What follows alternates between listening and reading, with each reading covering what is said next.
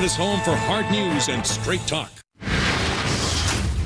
Well, the Canadian Association of Petroleum Producers are meeting in Toronto, and they are hearing not only from industry leaders but political leaders as well.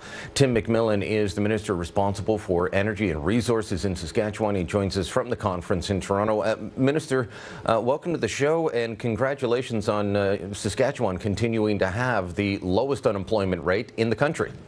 Thank you, Brian. It's a great opportunity to be in Toronto to tell a bit of the Saskatchewan story. It wasn't this way, and I've talked with Premier Walla about this on the show. It wasn't this way a little while ago. Saskatchewan was not booming. People were leaving the province. What's part of, what's part of the story of how that turned around? Is it all just basically an energy and resources boom, or is there more to it? I think it's a lot of things. We're blessed with some great geology, both on the mining side, but also on the oil side as well. And that hasn't changed substantially, but I think that there has been a change in attitude in Saskatchewan. One where we see a lot of optimism, a lot of investment, a lot of entrepreneurs that are building businesses and developing them in our province. And that's really had a beneficial effect on our economy, on our population numbers. But it has driven the challenge to find skilled workforce to fairly thin limits right now, but these are good problems to have. Well, yeah, but most provinces, I can tell you that Premier Wynne and her government here in Ontario would love to have that problem. You look at Newfoundland, 11.8% unemployment, PEI, 11.5%. They'd love to have these problems. But you experienced this firsthand, I'm guessing. You, before getting into politics, ran an oil services business. So you know that firsthand. You're able to bring it in. Does that help? In terms of being in government, being able to tell that story at the cabinet table and say, well, here's where we need to move to help the industry, to help create jobs? I think it does. I think having an understanding of how this industry works at a on-the-ground kind of level certainly brings that perspective to the cabinet table. It's an industry that is driven by a lot of hard work. That the geology is there. It's been there a long time, but having the people that are willing to go to work and innovate and find new ways of production, that's what's making the difference in our province. What would your message be? You're speaking to the industry executives at the CAPP conference, but there's going to be other political leaders there as well. The debate rages across the country, whether it's in New Brunswick and Ontario, Quebec, Nova Scotia as well. Should we even develop? Not how do we develop resources, but should we develop them? Can it be done in an environmentally responsible way?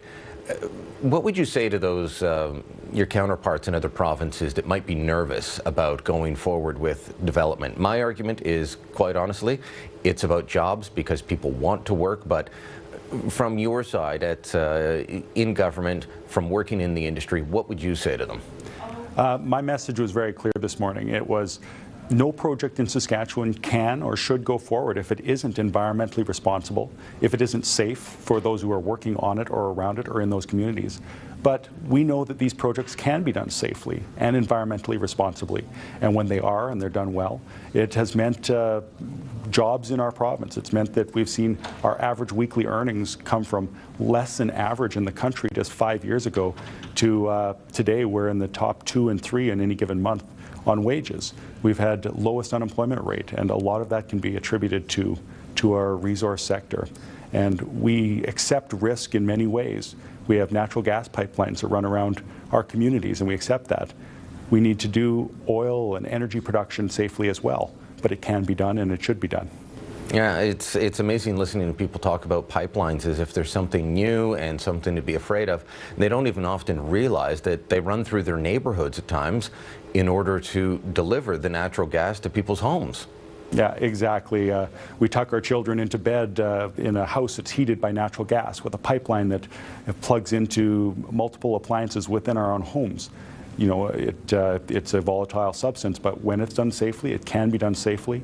And the same is true when we talk pipelines of a broader nature as well. That type of infrastructure is great for our country. Our country's built on building large pieces of infrastructure, railways, pipelines, the canals of Eastern Canada.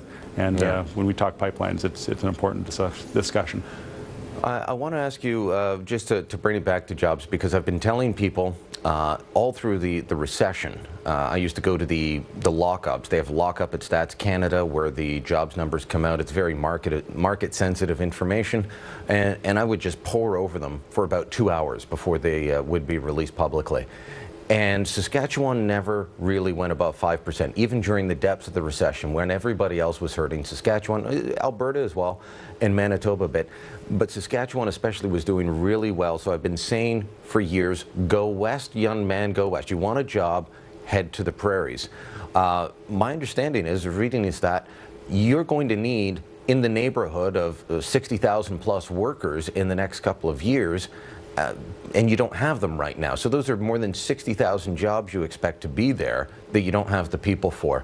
How are you going to manage that? We have a three-pronged approach. We have been investing quite heavily in training to ensure that the people of Saskatchewan have the skills to take advantage of the opportunities that we see continue to grow in our province. We've also been actively trying to recruit people from across Canada to come to our province to find opportunities, and that has been reasonably successful. We've seen a substantial number of people move from other provinces. We'd like to see more. And the third is immigration. Immigration is something that has been increasingly important to our economic development, and it will continue as well. We've been lobbying the federal government to increase our provincial nominee program numbers. They have responded. We think our needs are even greater than what they've responded with, but that work continues. All right. Minister McMillan, thanks for coming in, and best of luck at meeting those challenges the other provinces wish they had. Great. Well, thank you very much for your time. All right. Stick around. We are not done yet.